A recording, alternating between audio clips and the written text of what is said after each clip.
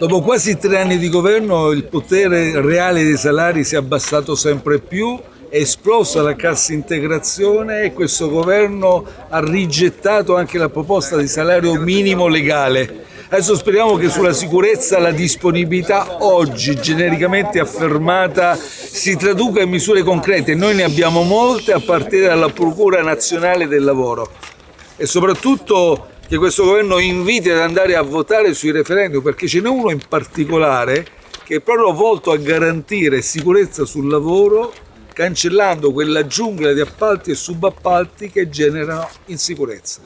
Presidente, oggi invece siete qua per questo ponte fondamentale per collegare Pavia con l'Oltrepo, ponte ferroviario e stradale. La Regione ha detto che limiterà in ogni modo i disagi per i pendolari. Guardi, nei nostri governi avevamo stanziato anche dei finanziamenti per quanto riguarda i ponti del Po, sul Po, e abbiamo portato 209 miliardi. Qui si poteva fare col PNRR per tempo, si poteva programmare ovviamente un rilancio di questa infrastruttura messa in sicurezza. Adesso si arriva tardi, si arriva in malo modo, non garantendo ai cittadini, ai pendolari, ai turisti la possibilità di utilizzarlo con grandissimo disagio, e questo è il risultato di amministrazioni territoriali che non hanno fatto nessuna programmazione. Peraltro si incentiverà anche l'uso della macchina per la Liguria, per i lombardi che andranno verso il mare, perché la linea ferroviaria nel periodo delle feste, delle ferie sarà chiusa.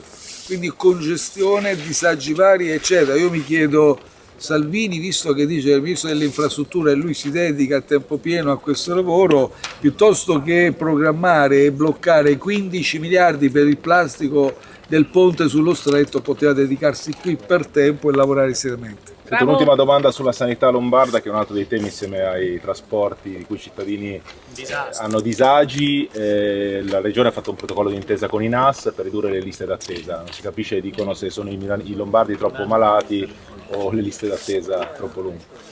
Non so se ci avete fatto caso, a un certo punto è stato veramente paradossale. Il governo nazionale, il governo Meloni, ha scaricato sulle regioni la responsabilità di non riuscire a smaltire le liste d'attesa. È compito delle regioni, ma le regioni per la maggior parte sono nelle mani del centrodestra, quindi ha scaricato sui presidenti delle regioni di centrodestra sostanzialmente. La verità è che qui serve un'agenda unica regionale per gestire le liste d'attesa, smaltirle, ovviamente anche col privato convenzionato, per poter conoscere anche le loro liste d'attesa e condividerle. Fino a quando non c'è questa condivisione di una piattaforma unica non andremo molto avanti, e in ogni caso su questo dobbiamo assolutamente garantire un servizio ai cittadini, perché la situazione in tutto il territorio nazionale, dove più e dove meno, sta diventando davvero ingestibile. Non si può vivere in un paese in cui addirittura si attendono sino a 8 mesi per avere il risultato, un referto di un esame diagnostico che semmai potrebbe, come è successo, anche